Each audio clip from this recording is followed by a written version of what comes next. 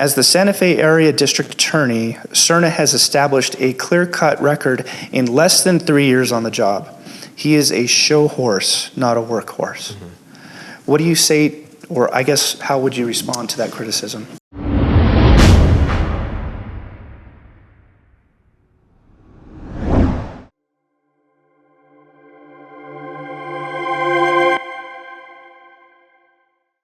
Santa Fe, meet Marco Serna.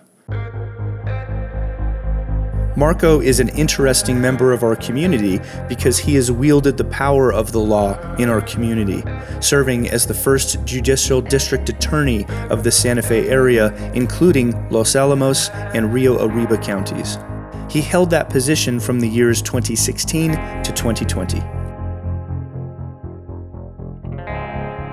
At the time of the making of this video, Marco is again running for the office of District Attorney after a failed run for Congress.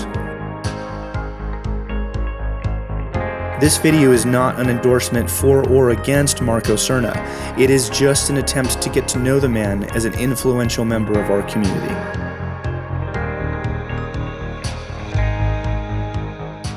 With crime on the rise here in Santa Fe and New Mexico generally, I ask him questions about his background, his perspective on the perceived revolving door of the current criminal justice system, and past criticisms of his first tenure as district attorney.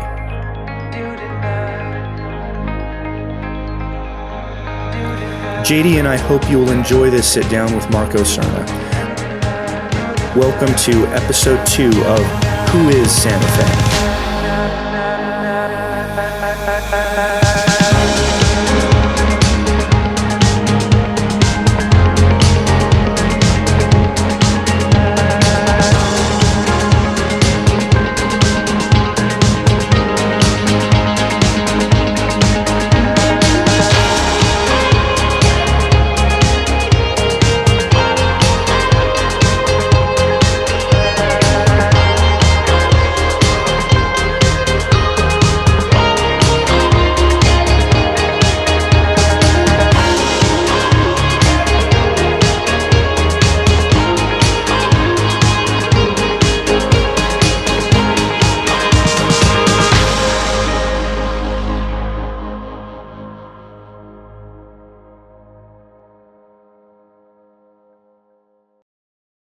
All right, Marco, thanks so much for joining me. Thank you. Yeah, I appreciate it. I appreciate you coming on and being a guest on the Who is Santa Fe. I really wish my partner JD could be here. Unfortunately, he's out of town on military training in Honduras, so we'll just have to go this one without him. Well, sounds good, and thank you for his service. That's great. Yeah, thanks for that. So tell me a little bit about yourself. Where were you born? So I was born here in northern New Mexico. Okay. I'm actually from both Santa Fe and Española. Okay. My dad is from Española. My mom is from Santa Fe. Funny thing is, my dad's office is based out of Santa Fe, and my mom has a small jewelry store in Española. Oh, cool. So it's funny how they switch, but I grew up in both Santa Fe and Española. Okay. Summers in Chama with my padrinos, aunt and uncle, and so northern boy, so to speak. Do you have any kids? I have 2 kids. I have 2 wonderful kids. Okay. Joaquin, who is 4.5, and my daughter Ileana, who turns 1 May 1st, actually. So her birthday's coming up. I actually turned 41 next week. Oh, wow. Okay. Yeah. All right. Yeah, you don't look like you're 41. Well, I appreciate that. Yeah. Thank you. Yeah, cool. For those of you who may be listening and not know, Marco is the previous Attorney General here in Santa Fe. No, District Attorney. I'm sorry, District Attorney. Yes, sir. District Attorney, Yeah. I'm sorry. It actually, that happens more than you think. That, really? That people intertwine the two. Yeah. Well, and it makes sense. They're both law enforcement officials. Yeah. So it does make sense. But Yeah. yes, Yeah. former district attorney. Yeah, cool. Which is an elected position. It is, yes. And we are tri-county district, so that's Santa Fe, Rio Arriba, and Los Alamos counties. And that's the entire county. So we're talking Edgewood all the way up to the Colorado border on 285 north on the Chama Highway, and then up to Dixon going towards Taos. So right in the middle of, I guess, of the canyon, so to speak. So it's a very large geographical district, and then of course Capital City being the primary county of our district. Yeah. What other offices have you held? I have not. So I did have an unsuccessful bid for Congress, which learned a lot from that campaign, and which is why I gave up my seat as district attorney. But you learn a lot, especially when you're, given a good piece of humble pie. But still cherish what I learned from that campaign, and looking forward to a successful campaign now for district attorney again. At what point in your life did you realize that you were interested in politics? My dad was involved in politics, and my great-grandfather, Edie Trujillo, was involved in politics. So it's kind of been in my blood. Okay. But I grew up campaigning statewide with my dad. Okay. For State Corporation Commission, and that's when there were 3 positions, and then it split up into the the regulation? I forget the exact title, but it's 6 different positions now. PRC, the Public Regulation Commission, is what it changed to. But before that, it was 3 statewide elected positions. Okay, cool. So I've grown up campaigning, and public service has always been something that my dad instilled in me, which it took. And I went straight into government and have enjoyed being a prosecutor for a majority of my career. What did you think about being the district attorney the first time around? What was that like? So I was young for a DA. I was actually the youngest DA at the time. At 32 is when I got elected. So that was already 9 years ago. Yes, sir. Yeah. All right. And so I had already been working with the 13th Judicial District and then the Attorney General's office when I made the jump to run after Angela Spence Pacheco retired unexpectedly.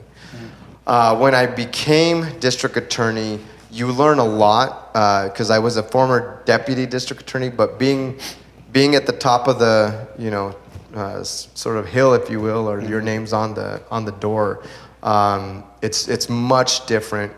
You have to pay attention to everything going on, and the unfortunate thing is, or fortunate thing rather, is the buck stops with you. So I learned that very quickly when things, when things would come to my desk, the decisions I would make. It's like, well, this decision, one, I want it to be for the best of the community, but as you know, in politics, you're never going to make everybody happy. So there's some hard calls that you have to make, and sometimes that's at the expense of public scrutiny, and other times, you're cheered for it. But it's a little different when you're the one with the final decision. And then there's so many other issues that come into play with regard to just doing admin and ensuring that you have good attorneys, but also a good office morale. So it's I mean, there's so much that goes into it, from budget to, again, finding attorneys. And keeping attorneys. It's a great job, though. It truly is. It's a great job with a lot of different angles and a lot of different hats you have to wear. That is correct. Like. Yeah. Wow. Well, my film partner JD and I, we're currently producing a docuseries. First part's out, and it was on the rise in homelessness around here.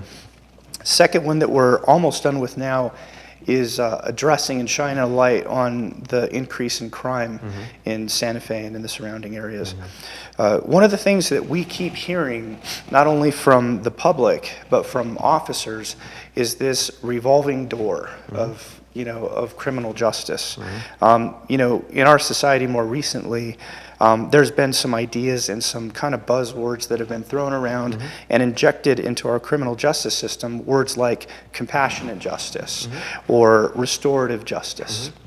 At the same time, we see that overwhelmingly, most violent offenders have been given chance after chance through one of these programs or something that sounds like that. And then somebody lands up dead or beaten or hurt or raped or whatever the case is. Maybe you've even heard of the phrase, which kind of takes a counter perspective to, I think, some of those programs. That phrase is, compassion for criminals is cruelty to the community. The district attorney has great power to choose who to prosecute and who to maybe plea bargain with, or who to let go, or just who to really throw the book at. How would you say that you've personally made decisions about who to give another chance to maybe somebody to put them in a program, and versus somebody to rigorously prosecute. I guess I'm just looking for your irreducible minimum value set. How you made those decisions. So you've got a file in front of you, and it's a violent offense. And you're there, and you've got to make a decision because there's offenses all over the place. You can't prosecute everything, I would imagine, with limited resources. I would imagine you have to pick and choose who you're really going to pursue. What's that value set that you would make those decisions on? Well, let me clarify just because when we look at cases as prosecutors, we have to evaluate the evidence that we have, the witnesses that we have, and how we're going to be able to tell a story to a jury to convince all 12 beyond a reasonable doubt whether or not this person is guilty. Obviously, we're asking for guilt, but that's our burden. It's the state's burden always to prove that. So I'm going to give you two examples. The first example, with regard to your question on how you decide, where there's compassion and I prefer the term to be smart on crime. So I've always had the mindset, especially growing up in Española and being in Rio Arriba, and seeing the change and the intergenerational addiction that takes place, where you have grandkids, kids, and parents, all doing drugs together. So that's an example where I really focused on trying to, in the past, and I will continue to focus on treatment and addressing individuals who are caught with drugs, trying to divert them into treatment or like Delancey Street. Now, there does come a point where somebody is a habitual offender, where clearly they are not willing to go into treatment.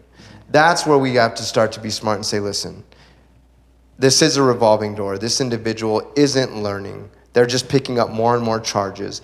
And home burglaries are some of the most dangerous situations, not only to put the people in the house, but also the defendant themselves. Not to mention all of the trauma that comes from it if your family's in the house or you have kids in the house. So there's so many factors that go into play that we take into consideration, or at least I take into consideration. But I try to divert them first. But if there's no hope, or at least I'm not seeing any willingness, then that's when we need to start requesting the courts to incarcerate. With regard to domestic violence, I specialized in domestic violence throughout my career. I was fortunate enough to participate as chief deputy in Taos, the chief deputy district attorney in Taos, to help with the inception of a family violence court, which is a domestic violence court. That's another example of where I've tried to divert individuals, sometimes where there is a violent act, for the most part misdemeanor. Every now and then, if there is a felony, you have to take into, it's a case-by-case basis, but to try to divert them into those programs. But again, there's only certain cases you can do that. Now, if it's a heinous crime, or if there's a sexual assault on a minor or an adult, those types of cases, I don't believe that diversion is the answer. Okay. I think that you need to throw the book at those individuals, prosecute them as rigorously as you can. Any type of crime with a gun, I typically do not look at diversion. I look at prison time, because I don't know if you grew up with guns. I did. You grew up knowing I did. how dangerous guns are. And they can be dangerous in lawful people's hands who just aren't paying attention. Yeah. Now you add that to the criminal element, where these people are using them with the intent to scare or harm or do damage or kill. That's unacceptable behavior to me. So there's a very strong line with those types of cases. Speaking about guns, what's your opinion on keeping a gun in the home for personal protection? I have guns in my home for personal protection. So you're reasonably pro Second Amendment. Yeah, here's what I believe. I believe that responsible gun owners should be able to have guns. They should have whatever guns they see fit. But I do believe that, for instance, felons shouldn't have guns. Oh yeah, sure. And I know that there was a bill recently where they were trying to take off the criminal punitive side of a felon having a gun, just as long as they weren't using it, which I couldn't disagree more with. Yeah, sure. Simply for the fact that I've seen the damage that happens when felons have guns. I've seen the damage where people who have guns, who use them inappropriately, what they can do even before they become a felon. So, but I am a gun owner, and I'm not in disagreement though of background checks.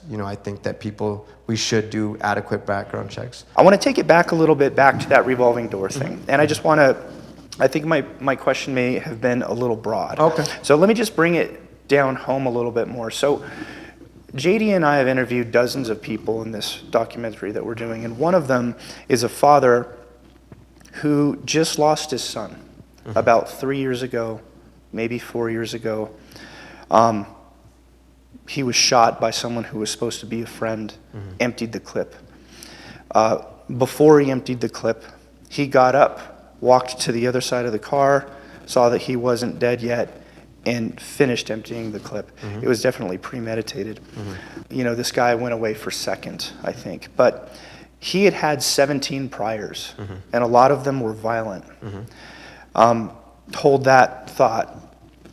A lot of police officers that we've talked to have expressed frustration with all the paperwork that they have to go through, especially if they have to go hands-on arresting someone, or if they have to pull their weapon.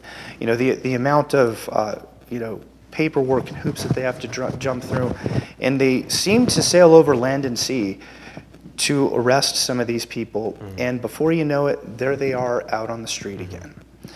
The public sees that, the police feel that. And so that's why I was asking you kind of with, that murder that I just told you about with 17 priors, like, it doesn't seem like that guy should even have been out.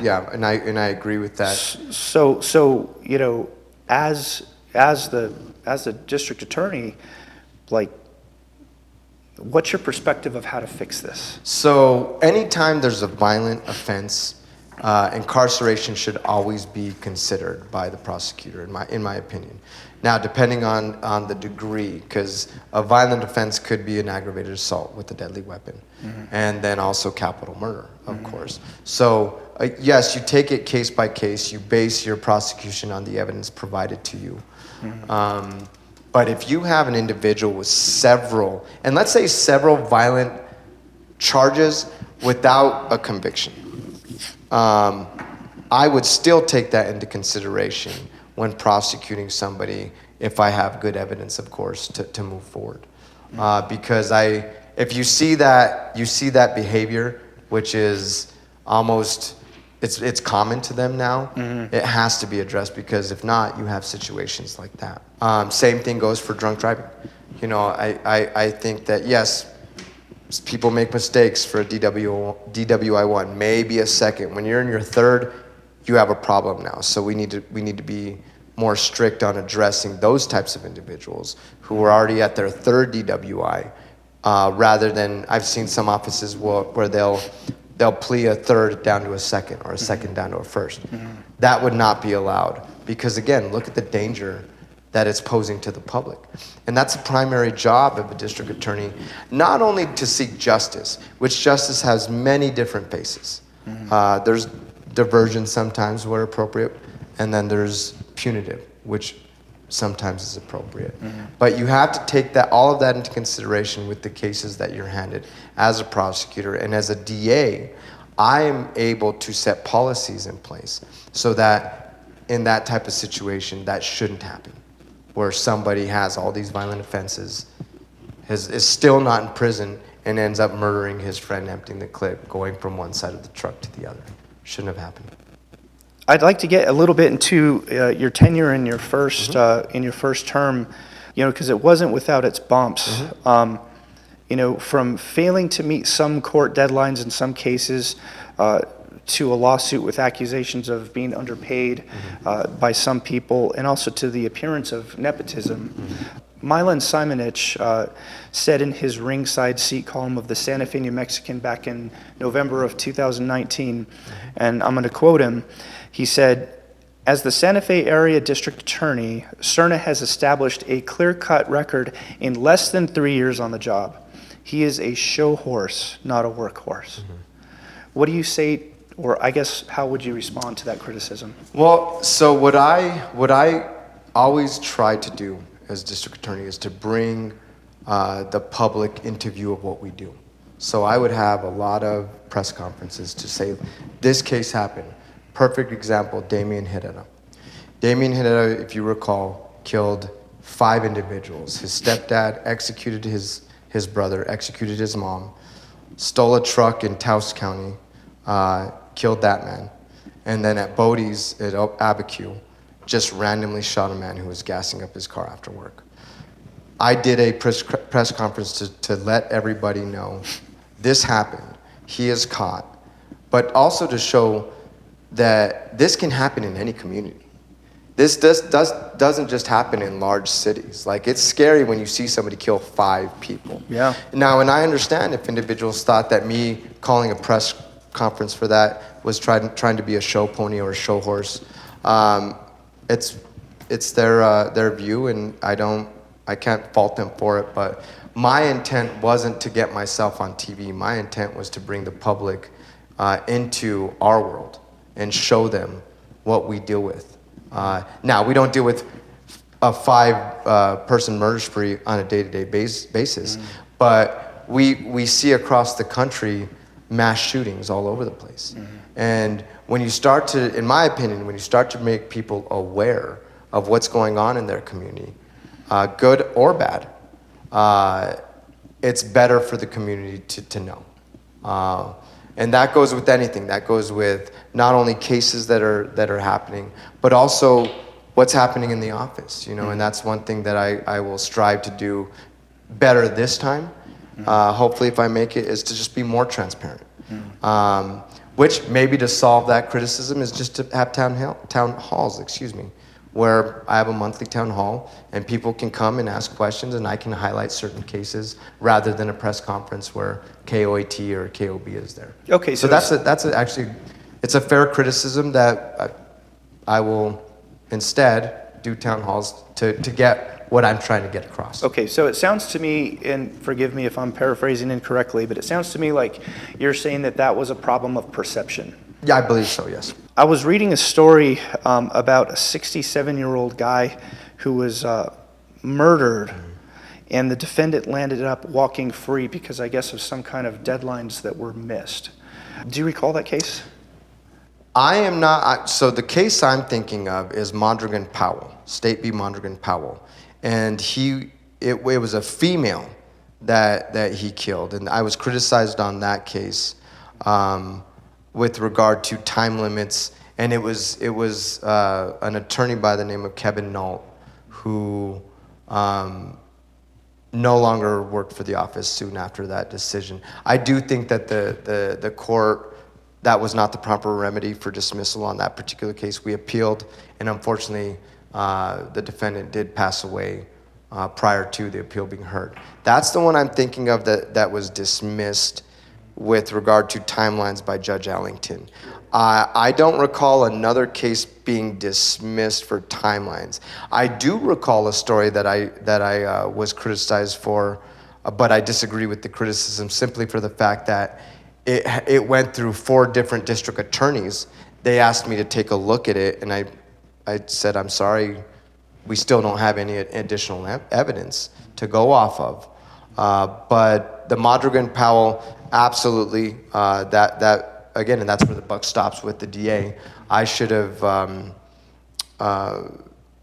been more involved with Mr. Nault instead of thinking he was doing what he should have been doing. So you're willing to take some responsibility Absolutely. For that case? You know, here's the thing, Eli. We as an office, or as prosecutors, I'll say, because I still do special prosecution. Accountability is one of the main things that we're trying to do. Hold people accountable. And that can happen either through trial or that can happen through plea discussion. But if we can't hold ourselves accountable and say, listen, this could have been done better, and in that case it could have, and we made changes to ensure that it never happened again. And to my knowledge, it never did happen again in my tenure. Moving on, back in 2019, 2020, you did not seek re-election for district attorney. You opted to run for Congress instead, as you mentioned early in the interview. And this has brought some criticism that perhaps you were mainly wanting to climb the political ladder. Rather than focus on your current job, there's some criticism that you were just using this to step on a position so that you could reach higher, and the position itself suffered as a result of that. How do you respond to that criticism? That's actually a very good criticism from the outside looking in. Especially when it comes to those congressional seats. I think the last time the 3rd congressional seat opened up was with Governor Richardson when he left the seat back in the 90s. So you, as an individual, you have a lot of people coming at you saying, you can do this, and you start to think of, well, what good can I do? And as a public servant, that's what was going through my mind. What good can I do? And do I want to do this? And ultimately, I made this decision to do it. In hindsight, I wish I would have taken a little bit more time to make that decision.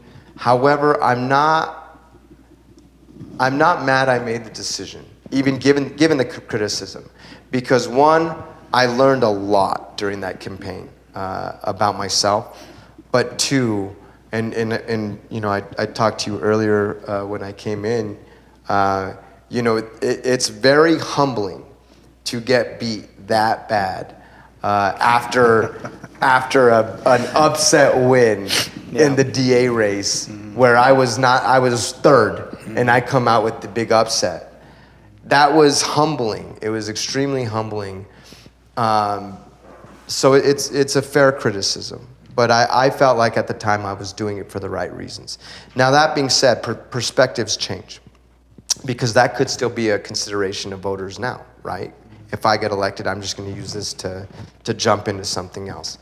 I now have 2 kids, as you asked me earlier. I have 2 wonderful, beautiful kids. Your perspective changes when you have 2 kids, and I'm a single dad at that.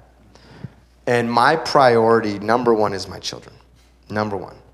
And I believe that running for this position not only is good for me and my family, but I believe I can do more good for the community. And with that, with the changed perspective, now being a father of 2, I have no desire to seek any other or any higher position. Okay. When I left to run for to run for Congress, and when I lost, I went right back into prosecution. I could have gone to the private route, but this is where my passion lies. So, and again, it's part of that humbling experience. It's part of the reflection after you lose, because it's not fun to lose, I'll tell you that much, especially that publicly. And after, putting your heart and soul, so you do some soul searching. So I think I'm better because of it, and I think I'm more prepared to do a better job as a result. So switching gears here, I want to bring your recollection back to the events on our plaza on Indigenous Peoples Day back on October 12th of 2020. You remember what happened. You remember the attack on the Soldiers Monument. You probably also remember that many of these individuals that organized and attacked our Soldiers Monument weren't even from Santa Fe. And even on top of that, a lot of them weren't even from New Mexico. Which I find frustrating, because these people interject themselves into our community, putting on the face that they're part of us or part of an indigenous group. But in reality, they're not from here. They can come to our downtown and ransack whatever they want. They don't have parents or grandparents or relatives that are down there watching them and ashamed of what they're doing. No one knows them in the community. They get to come in here, tear down our stuff. What's your opinion about how the current DA has dealt with the people that were arrested and charged for that? I'll send you a link to one of my videos, but I have a series called In Defense of Santa Fe. I'm not done with the series, but in the second part of that series, I actually do a deep dive into the individuals, their names, That'd be great. where they're from. And a lot of them were students from UNM, unfortunately. But some of these people, I mean, I trace one chick back to Pennsylvania, another one back to Maryland. You know, so I'll send you that link. Please do. But my question isn't to the details of the people that did that, who committed those crimes. My question to you, as a previous district attorney, is what do you think about how the current district attorney dealt with those people that were charged with a crime there? Well, Eli, first let me say I was the DA when that first happened. Oh, I didn't know that. It actually happened when I was DA because I left office in 2020, and then the current. So DA. that was at the tail end of it. So it was at the tail end. I specifically said I would throw the book at these individuals. Excuse me. I saw what happened in Portland and how these individuals were allowed to take over 6 city blocks, I think it was, destroy, I think it was like $1 billion worth of destruction without any repercussion. But don't we call that the summer of love? Yeah, right. So when I saw that happen, and we saw even in Albuquerque, the riots going on in Albuquerque on Central. And that's why I said, this is no longer protest. Now you're just being destructive, and you're doing so thinking that there's no repercussions and you're not going to be held accountable. So if you look back at that article, I specifically said I would prosecute them to the fullest extent of the law, assuming that that the current DA would do the same. So it was extremely disappointing, disheartening, not only as a former DA, but as a community member and a proud Northern New Mexican who has celebrated our culture with my parents since I can remember. I thought it was a disgusting way to handle it. This restorative justice, and I've considered restorative justice, and it is appropriate in certain circumstances where there are few people involved, in my opinion. But not when you have an already divisive community. That this just split us up even more. And the fact that you say this was restorative justice, this was good for the community, yet it's shrouded in secrecy. I still don't know what has happened with these individuals. I don't know if you do, if your research has been able to provide you any answers, but I still don't know what happened. And guess what? We still have that big brown box in the middle of our beautiful plaza. I think that they should have been prosecuted, and I think they should have at the very least done a night in jail, but they should have been convicted of a crime, period. Yeah. Okay, so fair to say that had you been in charge, you would have taken a much more aggressive stance with them. Absolutely. Okay. So moving on kind of more generally, just kind of more broadly, I think, we see such loads of drugs pouring in our community, and some of that is beyond our control. And I know that. But loads and loads of drugs are coming in, and I could tell you so many personal stories from people I know, family members, and it's getting so bad.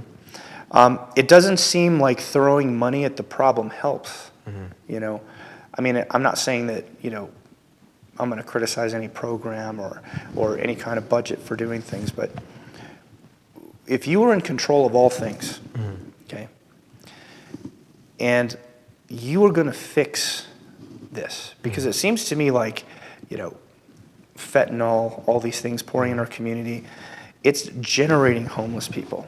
It's generating crime. It's just an engine for these things. How would you deal with it? And I know that this is beyond the purview of a district attorney. I'm just trying to get to your philosophy. I'm trying to get to your broader thinking about how do we fix this as a community? So, I think it really comes down to education, because we see, so in Española, it's become intergenerational. Yeah, you mentioned that. You know, where kids are growing up watching their parents and their grandparents do drugs. So if we could just, you know, we have a I can do whatever wand to fix this, we would have to start off in grade school, ensuring that these kids know what drugs can do to them.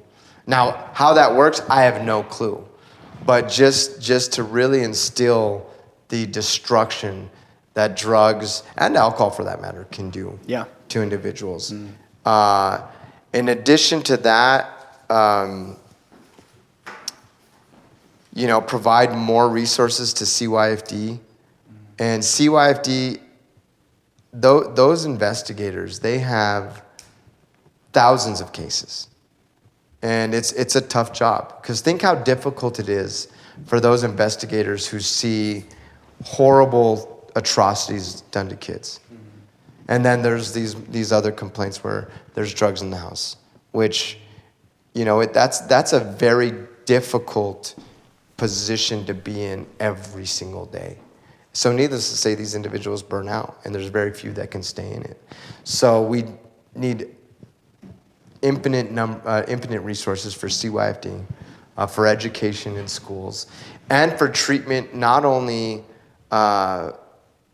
in large cities, but in rural areas. I can't tell you when I was in Taos how many times we were trying to get somebody treatment, but they lived in Carson, and there's nothing available. They don't own a car, so they can't even get into treatment. You see what I'm saying? So like, we need to provide the resources where it's needed the most.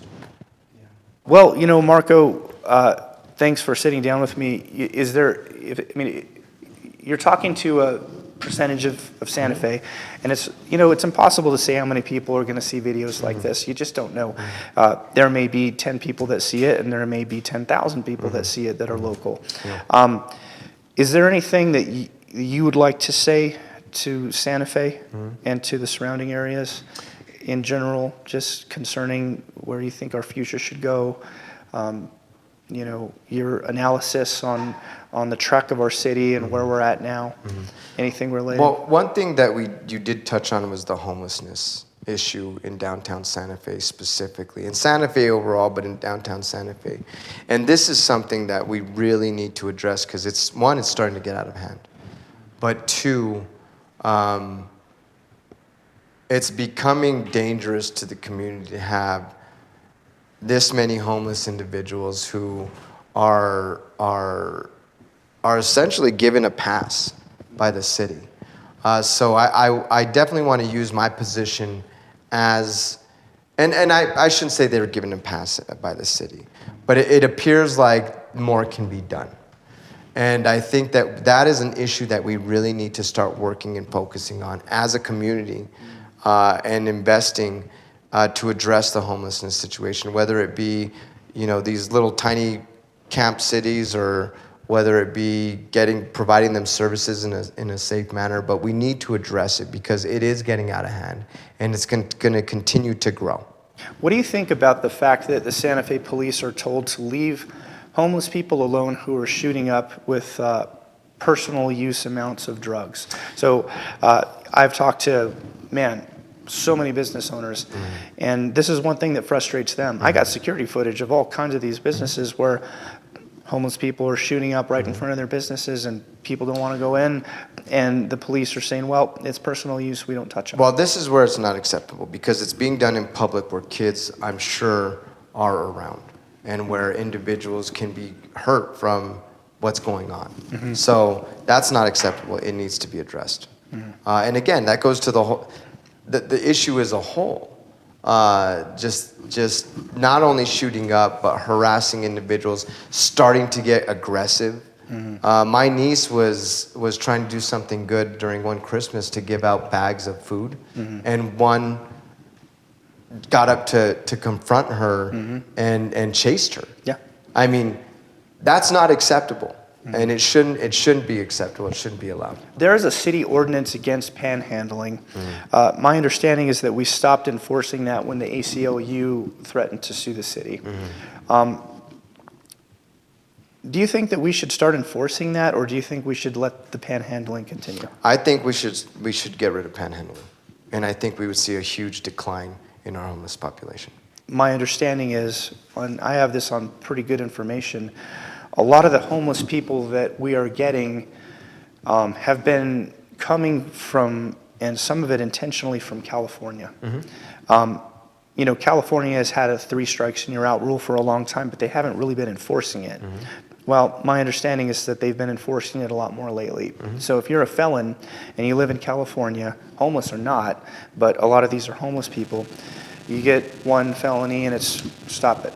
Another felony and stop it, you better not do it again or you're going away. Yeah. And so we're getting some people coming out of California that are 2-time felons, and they're looking to come somewhere that's going to be more accepting, somewhere where they can panhandle, somewhere where they can, you know, push the limits of society with little, you know, little consequences and repercussions. And so I guess I'll just ask you that same question, and, you know, super broad question, but, you know, if you were going to start enforcing things or making calls on what we do about that, what are some of your solutions?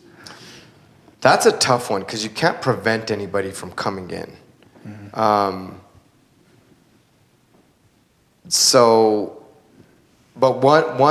one thing we have available to us as prosecutors is what's called a triple I. So in the event somebody is arrested who is a felon, whether it be California or elsewhere or New Mexico, we will have that information.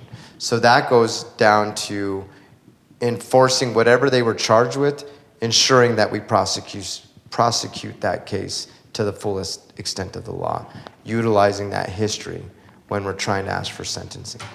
That would make you extremely busy. Yeah, this job is always busy, and I always just tell my attorneys on Fridays, listen, that pile's gonna be there, and it's never gonna stop. So you also have to think about yourself. Go home, go to your families, enjoy your weekend. Obviously, if it's trial, you better be here. But you know what I'm saying? It's the nature of the job. It's always gonna be busy. Yeah. Okay. All right. Well, I don't think I have anything else for you. Right on. I appreciate you, man. Yeah. Thank you. I appreciate you coming by. Thank you. Yeah, absolutely. I'm tripping out about